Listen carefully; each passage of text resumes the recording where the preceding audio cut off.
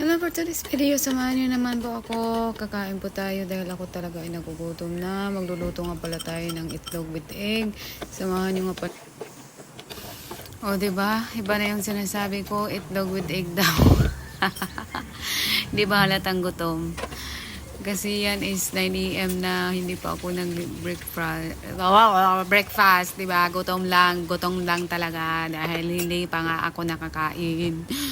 Sana ay mahanapan ito ng paraan dahil meron po talagang hindi mangyayari na hindi maganda, na hindi inaasahan.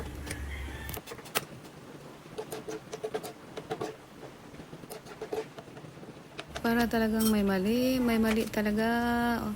Para talagang may mali. A few moments later.